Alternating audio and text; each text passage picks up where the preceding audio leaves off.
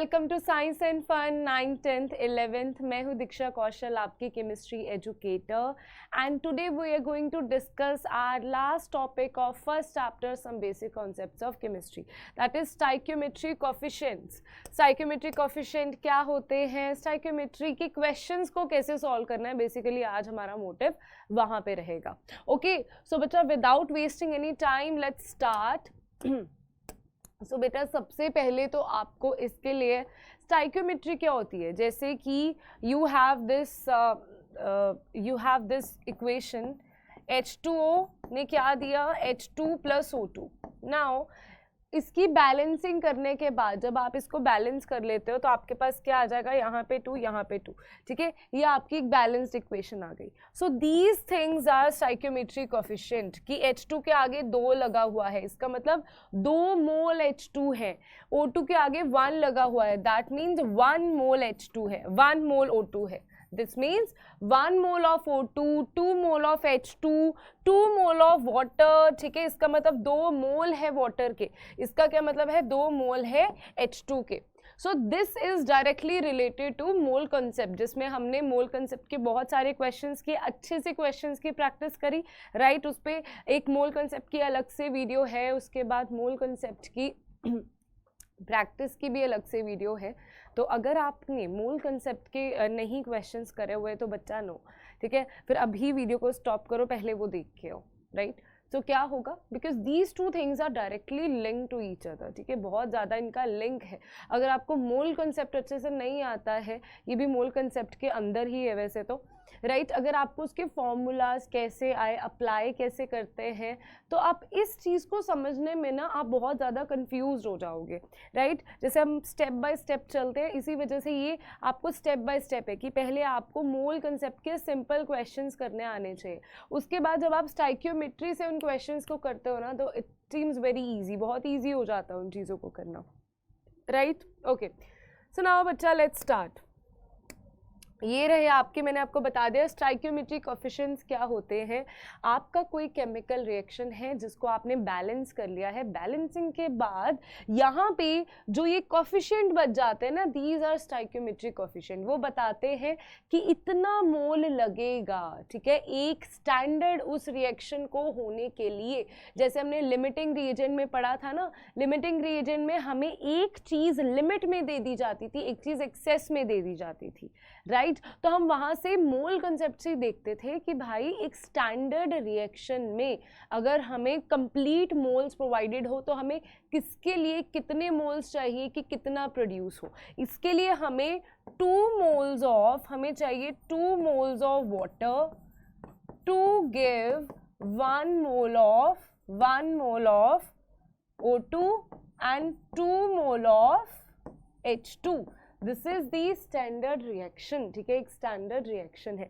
इसको आप ऐसे भी लिख सकते हो, 1/2 mole of water gives 1 mole of water gives 1/2 mole of O2 and 1 mole of H2। इसको आप ऐसे भी लिख सकते हो, राइट बेटा। Okay, so this is about कि ये रिप्रेजेंट क्या करते हैं। नाउ आपसे क्वेश्चंस ना मोल में नहीं पूछा जाता, क्वेश्चन आप पे पूछा जाता है ग्राम्स में, वॉल्यूम में, मॉलिक्यूल्स में। क्यों? क्योंकि मोल कॉन्सेप्ट क्या करता है, उस मोल को डायरेक्टली लिंक करता है मास से, वॉल्यूम से एंड मॉलिक्यूल से। सो नाउ मोल कॉन्सेप्ट के कुछ आपके पास 3 ही उसके मेन हमारे पास फॉर्मूलाज हैं, उसको रिवाइज कर लेते हैं। तो बच्चा देखो, सबसे पहले तो मोल, नंबर ऑफ मोल्स, यहाँ पे नंबर ऑफ मोल्स के हमारे पास 3 वेज हैं, राइट। सो ये रहा पहला way, this is your first way, this is your second way and this is your third way. First way में बेटा क्या होगा, अगर हम मास की बात करते हैं तो मास के फॉर्म में नंबर ऑफ मोल्स को आप कैसे इक्वेट करते हो, number of moles equals to, with me आपको बोलना है साथ साथ, अभी तक आपको आता होगा, सो साथ में बोलो, number of moles equals to given mass या मास प्रोवाइडेड उस पर्टिकुलर कंपाउंड का लैब में जब आप वो काम एक्सपेरिमेंट परफॉर्म कर रहे हो, कितना मास आपको गिवन है, ठीक है। So this is mass provided, या we can say given mass divided by molar mass. Molar mass मतलब एक मोल का कितना मास है, ठीक है, दैट इज मोलर मास। वो हर कंपाउंड का अलग अलग होता है। कार्बन डाइऑक्साइड का अलग होगा, H2 का अलग होगा, वाटर का अलग होगा, राइट। मोलर मास हमने निकालना सीखा है।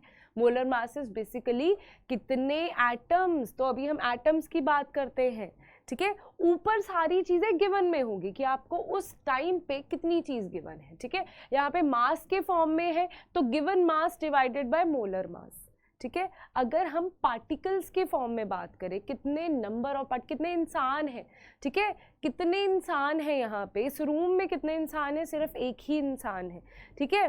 सो यहाँ पे हम क्या लिखेंगे, number of moles equals in terms of particles. ये कितना आता है बेटा, this is number of given particles, जितने हमें पार्टिकल्स बोला है। उन्होंने बोला है कि यहाँ पे 10 लोग बैठे हैं, ठीक है। हमने स्टैंडर्ड नहीं देख रहे कि एक मोल में कितने पार्टिकल्स, नहीं देख रही हूँ मैं। यहाँ पे एक मोल में, जब नंबर ऑफ मोल्स में एक मोल में मैं निकाल रही हूँ, भाई एक मोल का मास कितना है और गिवन मास कितना है, उसको डिवाइड कर दो। यूनिटरी मेथड यही है, ठीक है। यहाँ पे मैं क्या बोलूँगी, एक मोल में कितने पार्टिकल्स हैं भाई, वो कह रहे हैं 6.022 इंटू 10⁻23 पार्टिकल्स हैं, जिसको हम एवोगैड्रोस नंबर भी बोलते हैं। और गिवन पार्टिकल्स कितने हैं उसको हम ऊपर लिख देते हैं, these are given particles, okay. Third आपके पास कैसे आता है, number of moles in terms of volume, very very important. तो बच्चा in terms of volume number of moles कैसे आता है, इस चीज को हम यहाँ पे इरेज कर देते हैं, okay. In terms of volume number of moles कैसे आता है, मोलर वॉल्यूम, ठीक है। नीचे बच्चा हम क्या लिखेंगे, molar volume, molar volume that is, ठीक है। ऊपर क्या लिखेंगे हम, गिवन वॉल्यूम, ऊपर लिखेंगे हम गिवन वॉल्यूम। तो मैम अब मोलर वॉल्यूम क्या होता है, मोलर वॉल्यूम की अगर बात हमसे पूछी जाए तो this means standard temperature and pressure पे कितना वॉल्यूम है उस गैस का। तो हमेशा दिस इज, जब लॉ ऑफ केमिकल कॉम्बिनेशन हमने पढ़े थे तब हमने देखा था कि कोई भी गैस हो उसके एक मोल का वॉल्यूम सेम रहता है, ठीक है, दैट इज सेम। और वो कितना होता है, अगर हम बात कर रहे हैं 1 एटमॉस्फेयर की, अगर हमने प्रेशर लिया है 1 एटमॉस्फेयर, तो हमारे पास ये रहेगा, दिस विल बी 22.4 लीटर्स। अगर हम बोल रहे हैं 1 बार तो हमारे पास क्या रहेगा, 22.7 लीटर्स, ठीक है। तो यूजुअली हम यही चीज़ समझते हैं। अगर आपको वहाँ पे मेंशन नहीं है तो आप 1 एटमॉस्फेयर ही समझोगे, ठीक है। अगर मेंशन नहीं है तो आप यही चीज़ समझोगे। आप इसका तभी इसको कैसे लिखा जाता है, तभी सेम चीज़ को ऐसे लिखा जाता है, given volume divided by 22.4 litres, ठीक है। तो सिंपली ऐसे लिख दिया जाता है क्योंकि हम अज्यूम करते हैं नहीं provided, so this is the general case, okay. But हाँ, आपको डिफरेंस पता होना चाहिए, मोलर वॉल्यूम, प्रेशर 1 एटमॉस्फेयर या 360 mm ऑफ Hg, यहाँ पे हो सकता है 360 mm ऑफ Hg, ठीक है। सो अगर इसमें प्रोवाइडेड है या 1 एटमॉस्फेयर दैट इज 22.4, अदरवाइज 1 बार में है, अगर मेंशन स्पेसिफिकली मेंशन है 1 बार में है, एसटीपी के साथ ब्रैकेट में लिखा हुआ है 1 बार, तो आप लिखोगे 22.7, इसकी जगह 22.7 हो जाएगा। आंसर अप्रॉक्सीमेट सेम आएगा, कितना ही डिफरेंस है इसमें, right. But still you should know this कि हाँ क्या डिफरेंस है, क्या इसका लॉजिक है, logic behind it you should know, right. So बच्चा ये हमारे पास है मोल कंसेप्ट का एक निचोड़। अभी इसी सेम चीज को अप्लाई करना है स्टाइकियोमेट्रिक कोएफिशिएंट के साथ साथ। तो ये चीज आपको थ्योरेटिकल नहीं है, न्यूमेरिकल्स करेंगे साथ साथ में ही समझ आने वाली है। तो एक दो मैं पहले करके आपको दिखाती हूँ, उसके बाद आपको मेरे साथ साथ इसको सॉल्व करना है, ठीक है। तभी चीज़ों में मज़ा आएगा, तभी आप कर पाओगे। मैं यहाँ पे बोल रही हूँ, आप सिर्फ सुन रहे हो, नोट डाउन नहीं कर रहे हो, तो फिर उसके बाद ना टीचर की कोई गलती नहीं रह जाती है। उसमें क्या होता है कि there is something you are not doing on your side, on your part you are lagging behind, ठीक है। क्यों? क्योंकि आप उस चीज़ को एक थ्योरेटिकल मैनर से समझ रहे हो, राइट। सो एक दो क्वेश्चंस आराम से समझो, फिर मेरे साथ साथ उसको करना है, राइट, ओके। और जब समझ रहे हो तब आपको लिखना नहीं है। Now first question is if 16 gram of methane, now what is methane बच्चा? methane is CH4। तो इन सभी क्वेश्चंस का सबसे पहला क्या है, आपको केमिकल रिएक्शन लिखना है, उसके बाद उसको बैलेंस करना है, ठीक है, जैसे हमने लिमिटिंग रिएजेंट में किया था, केमिकल रिएक्शन लिखा उसको बैलेंस किया, right. Okay, so now if 16 gram of methane is burned, find mass of CO2 produced। आपको CO2 produced का, CO2 गैस जो प्रोड्यूस हुई है उसका मास निकालना है, राइट। तो ये कैसे होगा, पहले तो इस रिएक्शन को लिख लो, हमने इसको बर्न किया, CH4 को बर्न किया, दैट मीन्स हम इसको कैसे बर्न करेंगे, हम इसको बर्न करेंगे ऑक्सीजन में, ठीक है। तो यहाँ पे हमने लिख दिया ऑक्सीजन, एंड ये क्या रिएक्शन होगा, जब मिथेन ऑक्सीजन में बर्न हुई, it will give rise to CO2 and H2O, ठीक है। ये दो चीज़ें बच्चा हमारे पास निकल के आएंगी, ठीक है। क्या चीज़ बनेगी हमारे पास, CO2 and H2O। Now second step is balancing that equation, उस इक्वेशन को बैलेंस कर लेना है सबसे पहले वही काम है। नाउ बैलेंस कर लेते हैं, कार्बन एक ऑक्सीजन यहाँ पे 2 है, उधर 2 है, चलो कार्बन एंड ऑक्सीजन इधर 3 है, ठीक है। तो अगर यहाँ पे मैं यहाँ पे 2 लगा देती हूँ तो यहाँ पे 2 हो जाएंगे, और अगर मैं यहाँ पे भी 2 लगा देती हूँ तो यहाँ पे भी ऑक्सीजन 2 हो जाएंगे, हाइड्रोजन यहाँ पे 4 है, हाइड्रोजन वहाँ पे 4 है। तो I think this reaction is balanced, हो चुकी है बैलेंस, ठीक है। बैलेंसिंग ऑफ केमिकल इक्वेशन हमने देखा था 10th क्लास में पढ़ा था, राइट। सो उसमें अच्छे से क्यों बोला जाता है कि पहली क्लासेस अच्छे से पढ़नी चाहिए। बाकी अगर इसमें कोई दिक्कत आ रही है बैलेंसिंग में तो कोई बात नहीं, एक अलग से 10 मिनट की वीडियो ले आएंगे जहाँ पे, क्योंकि अगर बैलेंसिंग में मुश्किल आ रही है ना तो ये सभी क्वेश्चन में भी गलत बैलेंसिंग कर दोगे, आधा घंटा बैलेंस ही करते जा रहे हो तो क्वेश्चन कहाँ से सॉल्व करोगे, राइट। तो कई बार बेसिक्स अगर वीक हैं कोई बात नहीं, उसके लिए भी लेके आएंगे, ठीक है। सो बच्चा ये रहा, if 16 gram of methane is burned, find mass of CO2 gas produced, आपको CO2 गैस। नाउ बेटा आपका नेक्स्ट स्टेप देखो, पहले 2 चीजें कर ली, रिएक्शन लिख ली, गिवन नहीं थी, मैंने लिखा, बनाया उस रिएक्शन को, उसके बाद क्या किया आपने, उसको बैलेंस कर लिया, 2 स्टेप्स डन हो गए, ठीक है। नाउ थर्ड स्टेप इज आपको उन 2 को मार्क कर देना है जिनकी यहाँ पे बात हो रही है, बाकी सबसे हमें कोई लेना देना नहीं है, जिनकी बात हो रही है उनकी ही बात करनी है।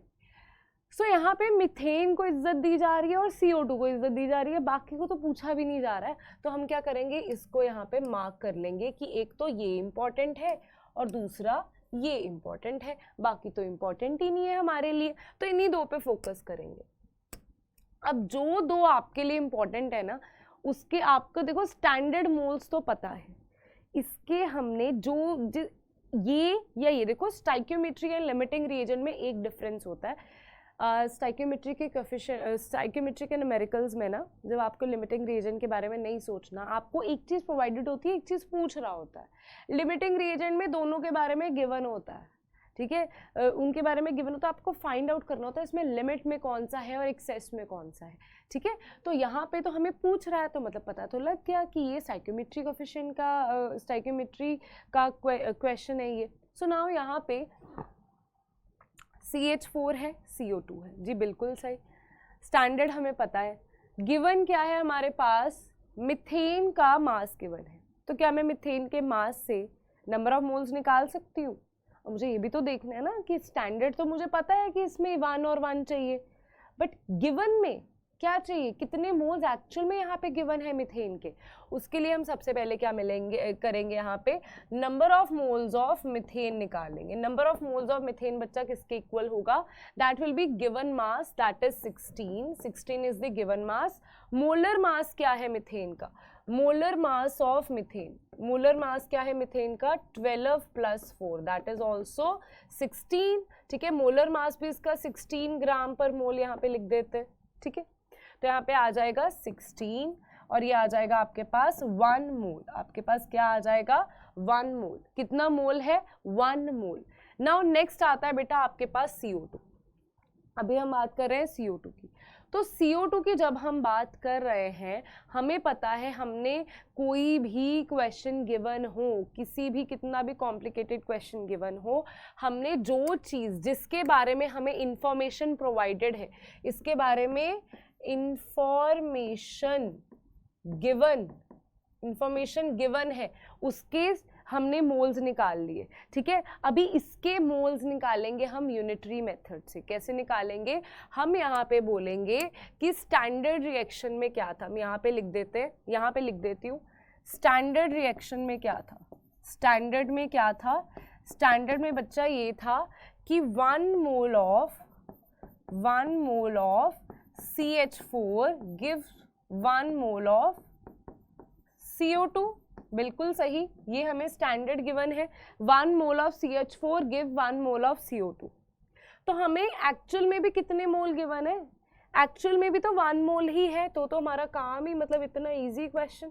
1 मोल हमें स्टैंडर्ड में भी 1 मोल है और हमें गिवन में भी 1 मोल है, तो हमें तो कुछ करना ही नहीं पड़ा। मतलब यहाँ पे जितने इस केमिकल रिएक्शन में, जब मुझे 16 ग्राम मिथेन गिवन था, जब मुझे पास 1 मोल मिथेन बना, वो हमें 1 मोल ही देगा कार्बन डाइऑक्साइड, ठीक है। तो हमें जब 16, यहाँ से हमने क्या कंक्लूड कर लिया, जब 16 ग्राम मिथेन गिवन था, देखो कहाँ से कहाँ पहुंचे हैं हम, 16 ग्राम मिथेन गिवन था, तब हमारे पास 1 मोल CO2 बन जाएगा। ये चीज हमने पता करवा ली। अब वो पूछ क्या रहा है? मास ऑफ CO2। तो कौन सी बड़ी बात हो गई हमारे पास, ये तो हमें इजीली निकाल सकते हैं। मास पूछा है ना CO2 का, तो मास ऑफ CO2 किसके इक्वल हो जाएगा? ये हो जाएगा हमारे पास given mass of CO2, this is molar mass of CO2। तो गिवन मास ऑफ CO2 किसके इक्वल आ जाएगा? That will B number of moles of CO2 into mass of molar mass of CO2। तो ये किसके इक्वल आ जाएगा? This will be, ये मैं ज़्यादा लिख के क्यों करवा रही हूँ, ताकि आपको बाद में भी इस चीज़ के बारे में इंफॉर्मेशन रहे, पता चलता रहे, कंफ्यूज ना हो जाओ बाद में। नंबर ऑफ मोल्स क्या निकाले? 1 मोल निकाला। चलो, molar mass of CO2, molar mass of CO2 क्या है? That is 12 plus 32, that is 44 ग्राम पर मोल। बच्चों की शिकायत रह जाती है, मैम आपने ग्राम पर मोल नहीं लिखा। तो हमारे पास कितना बच्चा आ गया? वेट ऑफ CO2 या मास जो हमने लैब में जनरेट किया from 16 gram of methane, that is 44 gram of CO2 is produced by 16 gram of methane. तो हमने कहाँ से क्या निकाल लिया? This is the importance of this stoichiometric coefficient, ठीक है। इन स्टाइक्योमेट्रिक कोएफिशिएंट से हम ये सारी चीज़ों के बारे में पता कर पाते हैं, right? Okay, so now next एक और क्वेश्चन देख लेते हैं, मेरे साथ साथ कर लो। अभी थोड़ा सा आपको भी साथ में काम करना पड़ेगा। Find the mass of O2 required. आपको O2 का मास बताना है। अच्छा, हो क्या रहा है? When 5.8 gram of butane is burned, butane को बर्न किया। ब्यूटेन क्या होता है? Butane is C4H10। अभी अरे मैम ये कहाँ से लिख दिया? CnH2n प्लस 2 एल्केन का, इसमें n is equals to 4 put कर दो, C4H10 आ जाएगा। This is butane, okay. So butane को हमने क्या किया?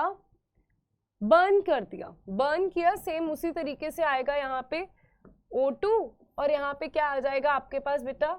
H2O बनता है और यहाँ पे आपके पास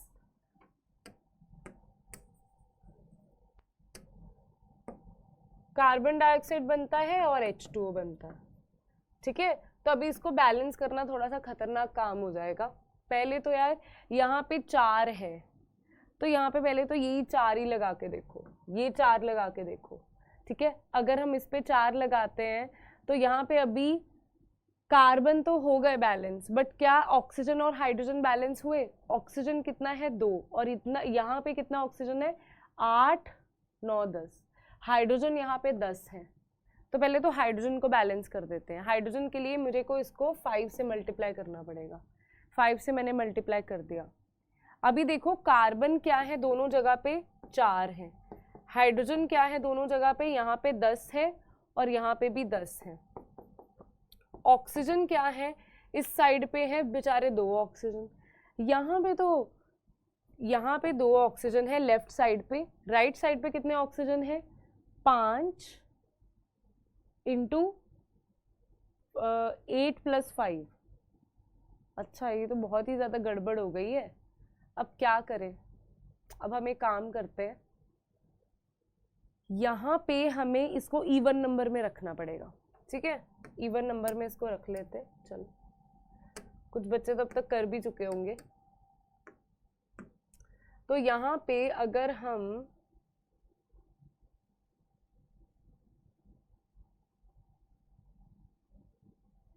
यहाँ पे इसको 5 से मल्टीप्लाई किया था, राइट? तो अगर हम इसको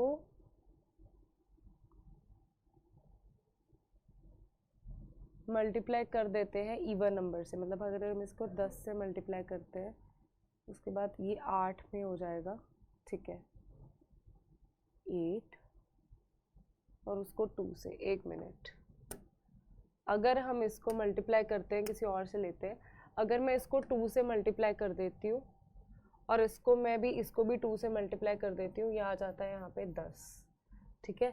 इसको भी मैं 2 से मल्टीप्लाई कर देती हूँ, ये आ जाता है यहाँ पे 8। ओके, अभी देखते हैं ऑक्सीजन कैसे है। यहाँ पे जो आपका कार्बन है दैट इज कितना है, यहाँ पे कार्बन 8 है और यहाँ पे भी कितना कार्बन है, 8। यहाँ पे हाइड्रोजन कितने हैं, 20 हैं, और यहाँ पे हाइड्रोजन कितने हैं, 20। ऑक्सीजन ही बीच में पंगा डाल रहा है। ऑक्सीजन यहाँ पे कितने हैं, 16 प्लस 10 36। तो यहाँ पे भी हम 36 करने के लिए इसको 36 के लिए हमें इसको किससे मल्टीप्लाई करना पड़ेगा,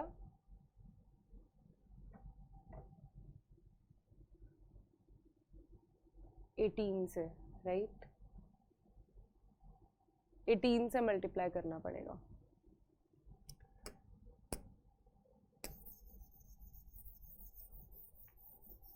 देखें अभी ये हो रहा है, नहीं हुआ, अभी भी इसकी होगी थोड़ी सी आगे। नाउ ओके,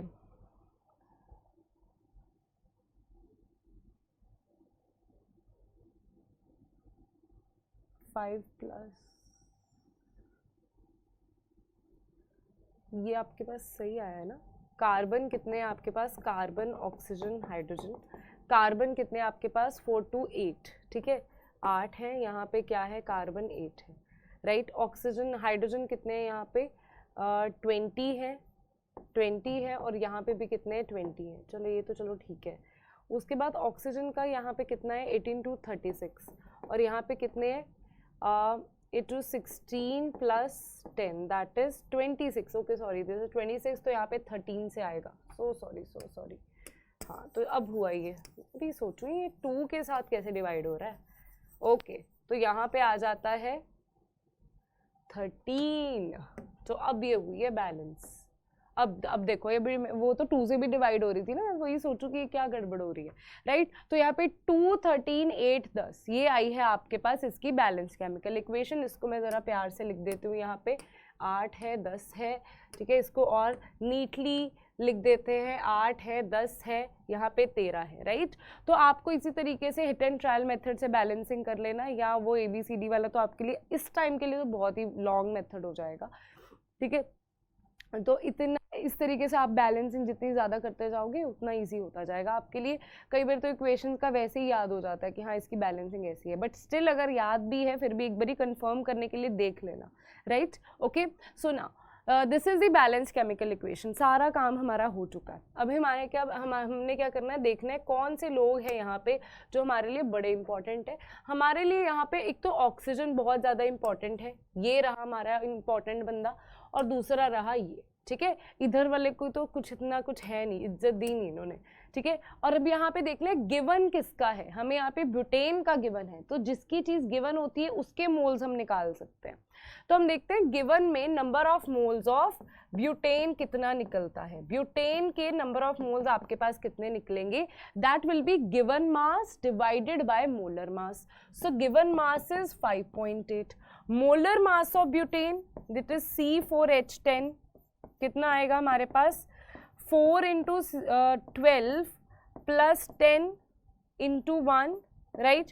तो आपके पास 12, 24, 36, 48 प्लस 16, ये कितना आ गया बेटा, प्लस 10 कितना आ गया, ये 58 आ गया।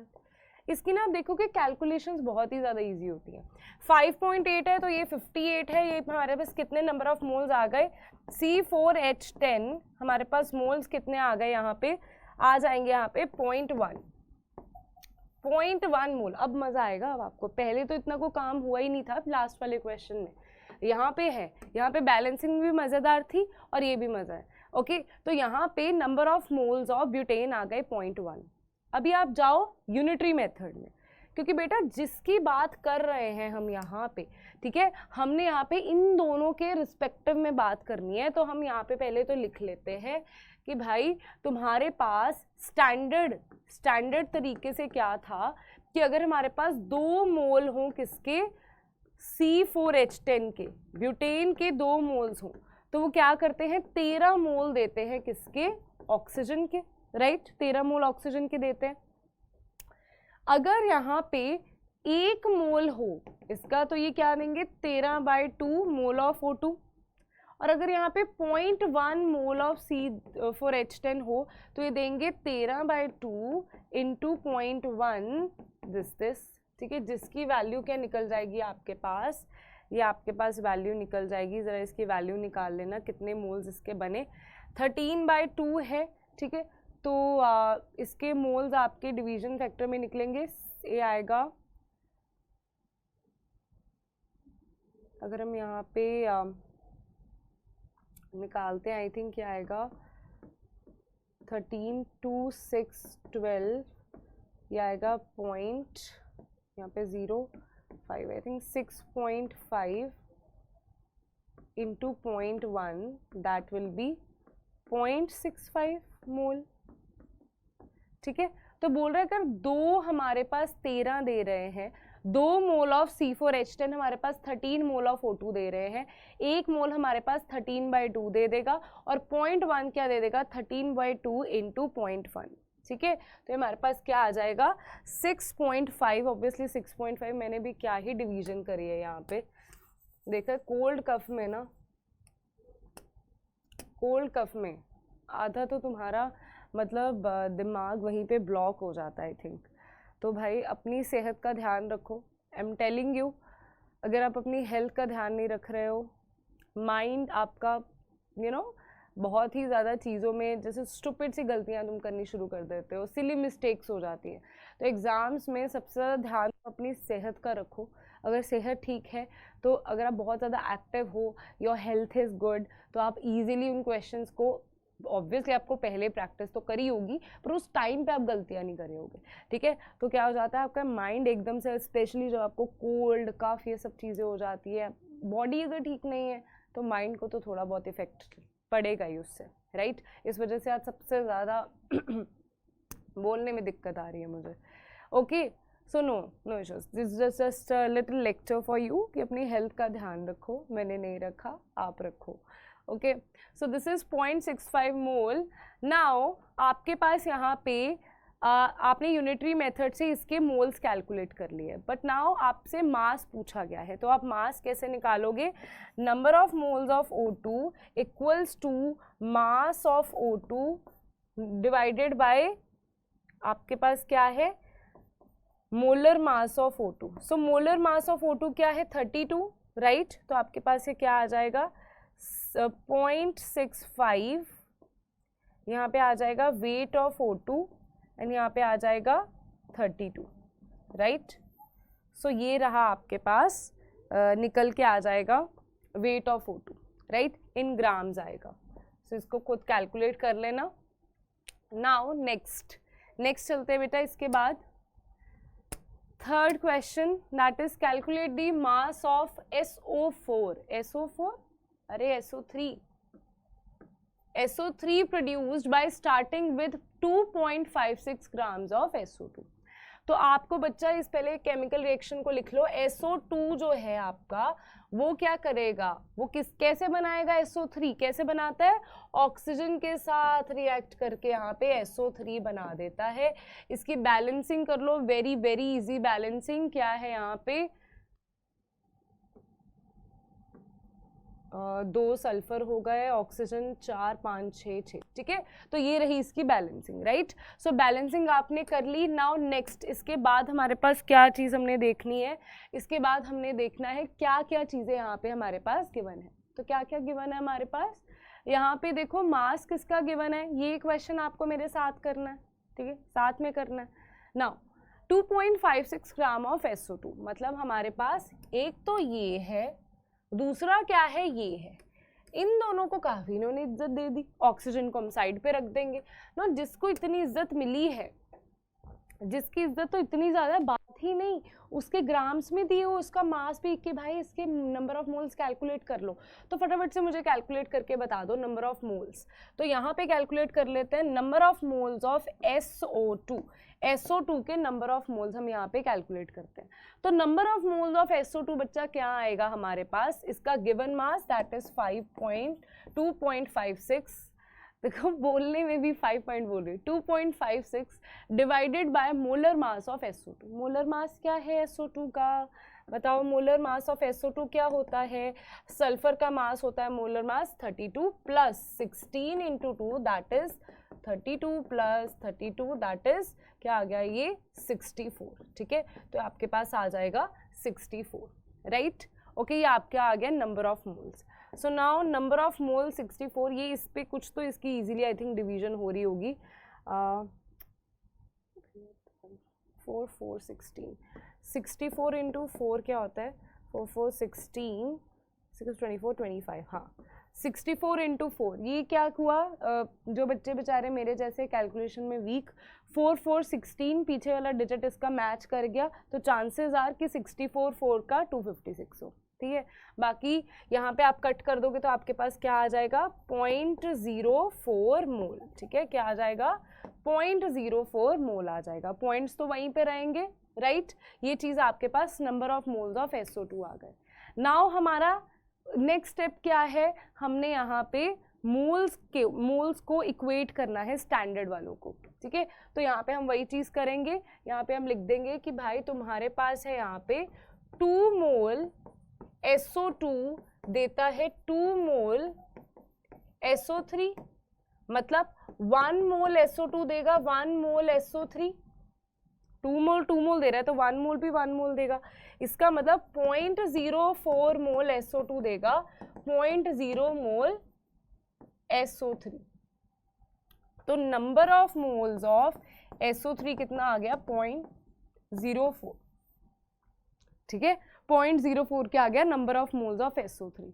तो जब आपके पास number of moles of SO3 निकल गया, तो कुछ भी पूछे, चलो मैं बोलती हूँ यहाँ पे इन्होंने मास नहीं आपसे वॉल्यूम पूछा होता, तो वॉल्यूम कैसे निकालते, वॉल्यूम कैसे निकालते अगर वॉल्यूम पूछा होता, ठीक है। अगर यहाँ पे हमारे पास वॉल्यूम पूछा होता एट STP, अगर आपसे यहाँ पे पूछा गया होता वॉल्यूम एट STP 1 एटमॉस्फेरिक, या ना भी गिवन होता 1 एटमॉस्फेरिक, तो आप क्या लिखते हैं यहाँ पे number of moles of SO2 equals to volume of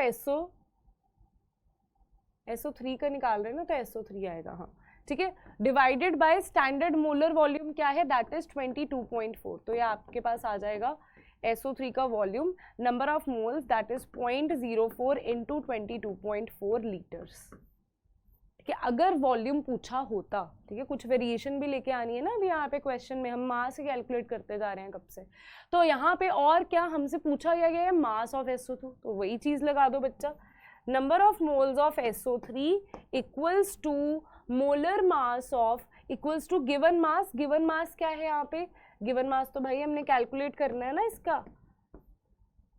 molar mass क्या है SO3 का, क्या होगा SO3 का molar mass, molar mass of SO3 32 plus कितना आएगा 48, ये कितना आ जाएगा 8 9 10 4 5 6 7, ठीक है, 16 इंटू 3 आएगा ना, अरे एक मिनट 48 कहाँ से आ गया,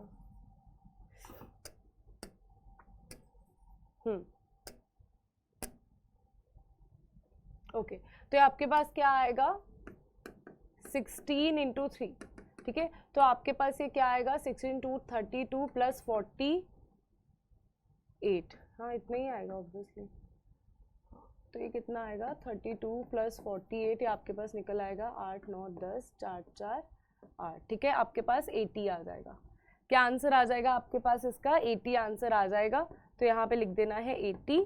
तो आपके पास क्या नंबर ऑफ मोल्स क्या है? 0.04 × 80 SO3 का वेट। और अगर सेम तरीके से आपके पास नंबर ऑफ मॉलिक्यूल्स पूछा गया हो, वो भी इजी है। नंबर ऑफ मॉलिक्यूल्स अगर आपसे पूछा जाता SO3 = जितने पार्टिकल्स हैं जो आपको फाइंड आउट करने हैं, नंबर ऑफ पार्टिकल्स, या आप नंबर ऑफ मॉलिक्यूल्स लिख सकते हो, नीचे एवोगैड्रोस नंबर, दैट इज 6.022 × 10⁻23। तो इस क्वेश्चन में मैंने आपको सब कुछ करवा दिया है। कैसे उस रिएक्शन से आप जो गिवन वाली चीज़ है, गिवन से उसके नंबर ऑफ मोल्स निकालोगे। यूनिटरी मेथड से आप जिसके बारे में पूछा गया है उसके मोल्स निकालोगे। उसके बाद आप कुछ भी कैलकुलेट कर सकते हो, पार्टिकल्स पूछा गया हो, वॉल्यूम पूछा गया हो, वेट पूछा गया हो, anything you can calculate from there. Okay, ठीक है। नाउ नेक्स्ट बेटा चलते हैं। इसके बाद आपके पास क्या आता है? Very very important question, very very important question, बहुत मज़ेदार क्वेश्चन है ये। चलो ये देखते हैं। Find out the mass of CaCO3 that must be decomposed. आपको CaCO3 का मास निकालना है, दैट मस्ट बी। अरे मैम ये क्या आ रहा है? ठीक है, सबसे पहले तो इसमें 2 केमिकल इक्वेशन है, तो इस वजह से ना इसको देख के थोड़ा सा तो कन्फ्यूजन होती है, तो इसको आराम से समझते हैं। मास ऑफ CaCO3, इसको साइड पर रख दो। That must be produced to, that must be decomposed, मतलब आपने एक रिएक्शन में ये बोल रहे हैं CaCO3 को डीकम्पोज किया है। डीकम्पोज करके क्या बनता है? CO2 + CaO, ये बनता है डीकम्पोज करके। ठीक है, that must be decompose to sufficient quantity of CO3 to convert. अभी ये जो CO3 कहता बनी है ना आपके पास, इसको हम यूज करते हैं to convert Na2CO3 completely into NaHCO3। तो बेटा जब हम Na2CO3 को बदलते हैं किसमें? NaHCO3 में, तो हमें क्या चाहिए होता है? यहाँ पे कार्बन डाइऑक्साइड चाहिए होती है और साथ में वाटर चाहिए होता है। ये बात होती है इसकी। अभी यहाँ पे वाटर हमने अज्यूम करना है कि ऑलरेडी वहाँ पे गिवन है। ठीक, नाउ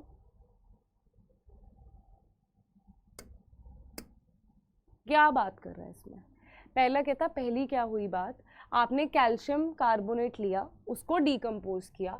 डीकम्पोज करने के बाद आपके पास जो कार्बन डाइऑक्साइड आई ना, उसको आपने यहाँ पे यूज किया है। ठीक है, और आपके पास गिवन क्या है? ये चीज है जो आपके पास गिवन है, इसका मास आपके पास गिवन है। तो इस क्वेश्चन में पूछा क्या गया है? CaCO3 के बारे में पूछा गया है, मतलब 2 रिएक्शन को आपस में मिक्स कर दिया गया है। ठीक है, अभी इससे पहले तो ये रिएक्शन हुई ना, तो ये है तो लिंक्ड ही आपस में। ठीक है, इससे जो कार्बन डाइऑक्साइड आएगी वो यहाँ पे यूज होगी, उससे ये बनेगा।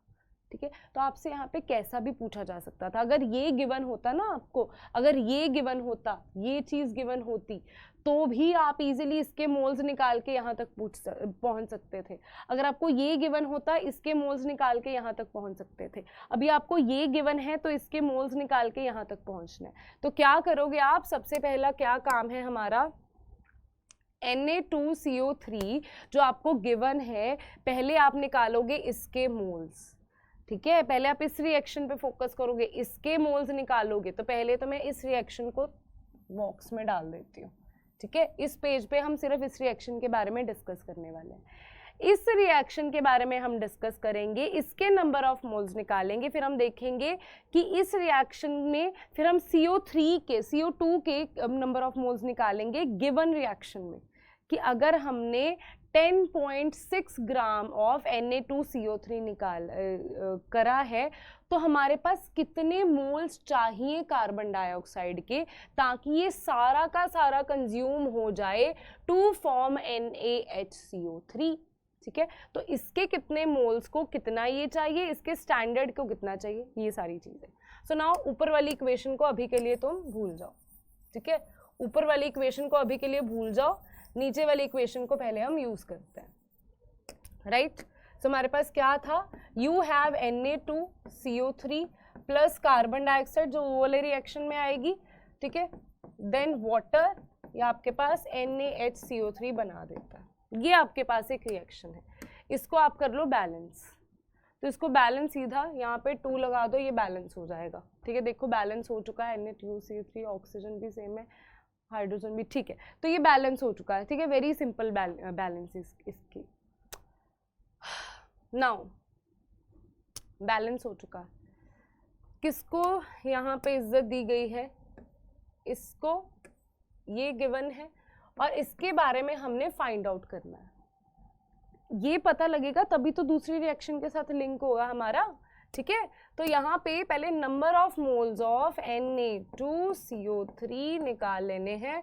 आपके पास गिवन मास क्या है, that is 10.6 is given mass. Now molar mass of Na2CO3 वो कितना है आपके पास, सोडियम का होता है 23, ठीक है, एटॉमिक मास, प्लस यहाँ पे कार्बन का 12 और यहाँ पे 16 × 3, तो ये आपके पास कितना आ जाएगा 20, 46 प्लस 12 प्लस 48, तो ये कितना आ गया 8, 9, 10, 16, 4, 8, 9, 10, 106, ठीक है। वही ना, कैलकुलेशन काफ़ी ज़्यादा इजी है इसकी, सीधा ही कटिंग हो रही है 106। तो ये कितना आपके पास 106, तो आपके पास number of moles of Na2CO3 कितना आ जाएगा 0.1 मोल, कितना आ जाएगा 0.1 मोल आ जाएगा, ठीक है। ये कैंसिल हो जाएगा कंप्लीटली, 0.1 मोल आ जाएगा, राइट। नाउ आपके पास इसके तो मोल्स पता लग गए, फिर हम क्या करेंगे, दूसरा स्टेप क्या होता है हमारा, यूनिटरी मेथड लगाने का। यूनिटरी मेथड हम कैसे लगाते हैं वो हम बोलेंगे कि स्टैंडर्ड में 1 मोल ऑफ Na2CO3 क्या चाहता था, 1 मोल ऑफ CO2, ठीक है। तभी वो कहता कि सारे के सारे को कन्वर्ट कर पाऊंगा NaHCO3 में। अगर मुझे 1 मोल Na2CO3 को 1 मोल CO2 मिलेगा तभी पॉसिबल है कि सारा का सारा NaHCO3 में बदल जाए, तो ठीक है। बट हमने उसको कितना दिया 0.1 मोल, तो कहता अगर 0.1 दोगे ना तो मैं 0.1 मोल ही दूंगा CO2, सॉरी 0.1 मोल ही मुझे CO2 चाहिए, उससे ज़्यादा नहीं चाहिए, इतने में मेरा काम चल जाएगा, तो ठीक है, ओके, इतना ही चाहिए होगा फिर से। तो इसका मतलब हमारे पास number of moles of CO2 in this reaction जितने उसको चाहिए दैट इज 0.1 मोल, वो कितने हैं 0.1 मोल है, राइट। सो यहाँ पे हम क्या लिख देंगे कि number of moles of CO2 equals to weight of CO2, ठीक है, किसका weight of CO2 divided by molar mass of CO2। या तो हम पहले यहाँ पे वेट इन्होंने पूछा नहीं है वैसे, तो हम सीधा इसी तरीके से आगे भी चल सकते हैं, ठीक है।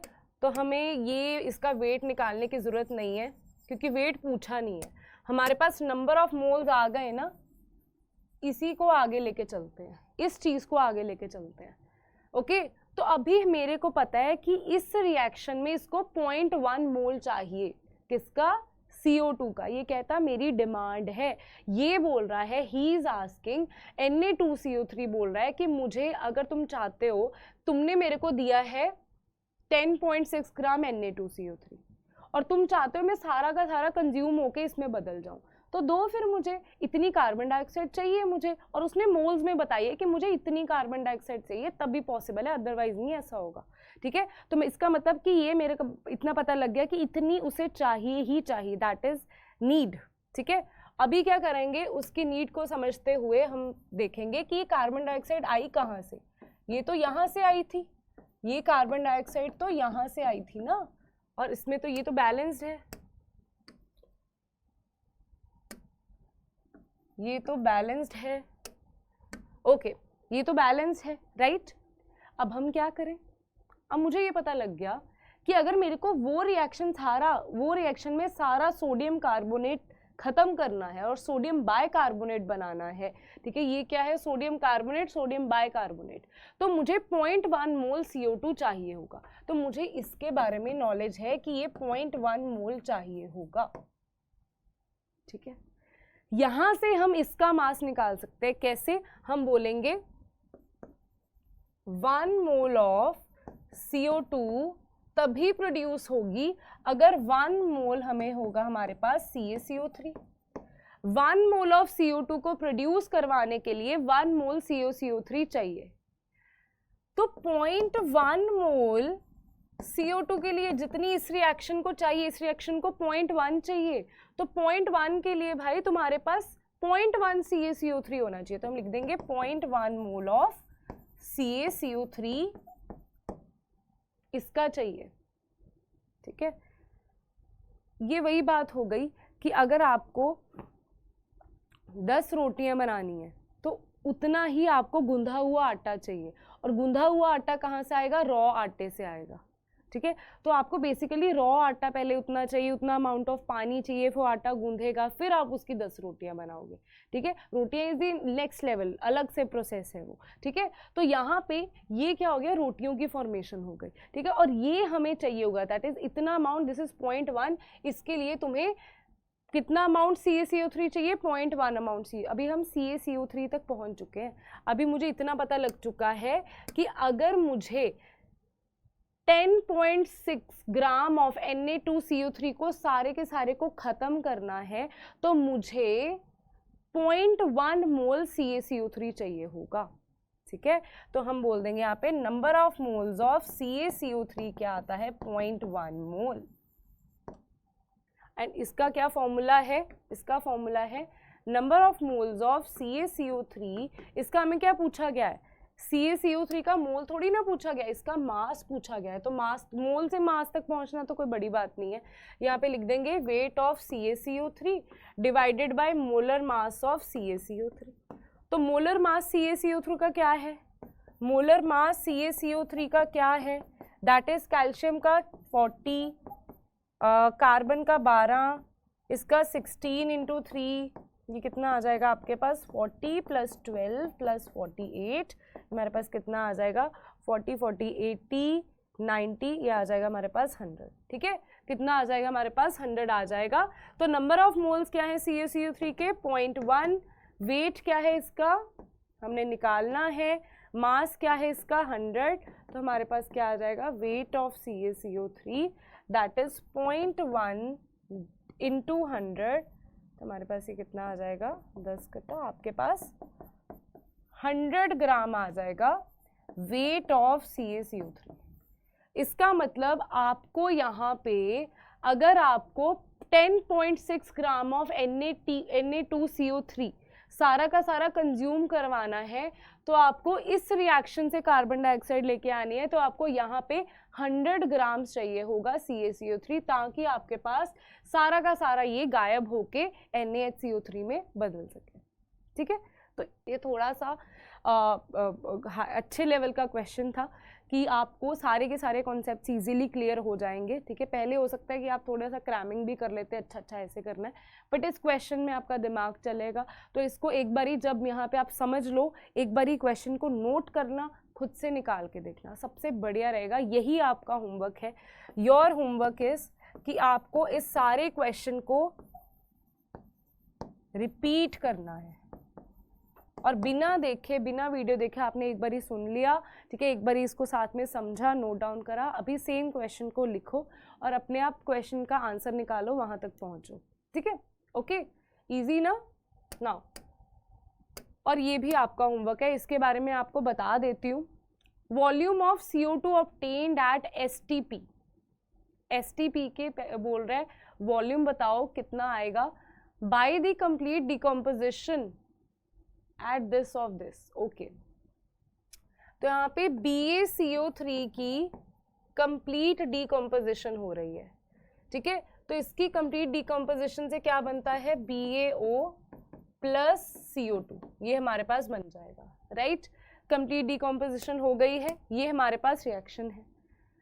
नाउ आपके पास दो चीजें हैं, दिस थिंग, और दूसरी क्या चीज है आपके पास? CO2। इन दोनों के बारे में देखा है। बैलेंस तो है ही, ये बैलेंस तो करने की जरूरत नहीं है, इससे बैलेंस तो ऑलरेडी है। राइट, जो गिवन चीज है पहले उसके नंबर ऑफ मोल्स निकाल लो। गिवन क्या है? BaCO3 का मास, तो इसके नंबर ऑफ मोल्स क्या होंगे BaCO3 के? That will B mass divided by आपके पास BaCO3 का मोलर मास क्या है, molar mass of BaCO3। Barium का क्या होता है मास, दैट इज 137 प्लस कार्बन का 12 प्लस 16 इंटू 3, ठीक है। इसका आपने खुद आंसर निकालना है, इसमें आपको पुट करना है then mass of BaCO3, this is your homework, ठीक है। लेकिन बेरियम का मास नहीं पता होता तो इसलिए मैंने यहाँ पे लिख दिया कि आपको ऐसे इसको कैलकुलेट करना है। Now this is totally your call कि आप इसको कैसे करते हो, ठीक है। ये आपके पास ग्राम में आ जाएगा, इस चीज़ को आपने पुट करना है यहाँ पे, आपके पास number of moles of BaCO3 आ जाएंगे, ठीक है। जितने भी उसके नंबर ऑफ मोल्स आते हैं फिर आप बोलोगे 1 मोल BaCO3 को 1 मोल चाहिए एक मोल चाहिए CO2, चाहिए नहीं प्रोड्यूस करेगा, 1 मोल प्रोड्यूस करेगा CO2, ठीक है। 1 मोल प्रोड्यूस करेगा CO2, 1 मोल BaCO3 1 मोल CO2 प्रोड्यूस करेगा। तो यहाँ पे हम पूछेंगे कि जो हमारे नंबर ऑफ मोल्स इसके निकले हैं वो कितने प्रोड्यूस करेंगे, फिर आपके पास नंबर ऑफ मोल्स आ जाएंगे CO2 के, और उससे आपने CO2 का वॉल्यूम कैसे निकालना है, number of moles of CO2 का वॉल्यूम कैसे निकालना है, ये आपको वैसे सारा खुद ही करना था। क्यों जल्दी जल्दी में करवा रही हूँ, ताकि आप इसको खुद से कर पाओ एक बार। तो नंबर ऑफ मोल्स ऑफ आपके पास CO2 आ जाएंगे, वो आप कैसे निकालोगे। इसके बाद वॉल्यूम, क्योंकि यहाँ पे 1 एटमॉस्फेयर है तो आपके पास ये वाला फॉर्मूला लग जाएगा, वॉल्यूम इन लीटर्स, ठीक है। तो वॉल्यूम आपका क्या आ जाएगा, number of moles of CO2 into 22.4, जो भी आपका number of moles of CO2 आता है, राइट। इजीली, बहुत इजीली इसको कैलकुलेट कर लेना, यहाँ पे वैल्यू पुट कर लेना, उसके बाद यूनिटरी मेथड लगा के number of moles of CO2 निकाल लेना एंड इस फॉर्मूले में पुट कर देना, आपका आंसर आ जाएगा। तो क्या होमवर्क है, ये तो आपने ईमानदारी से खुद ही करना है ये वाले क्वेश्चन को, ठीक है। आपने खुद एक बारी करके देखना है और इसका मुझे आंसर भी बताना है कि क्या आंसर आया, ओके, ठीक है बेटा। सो अभी आपका सारा ये चैप्टर खत्म हो चुका है, अपने सिलेबस से साथ टैली एक बारी कर लेना, अगर कोई टॉपिक रहता है तो मुझे बता देना, ओके। बाकी सारा हो चुका है, राइट। सो नेक्स्ट टाइम हम शुरू करेंगे स्ट्रक्चर ऑफ एटम को, एक एक टॉपिक को डिटेल में पढ़ेंगे। Thank you so much, keep learning, keep smiling.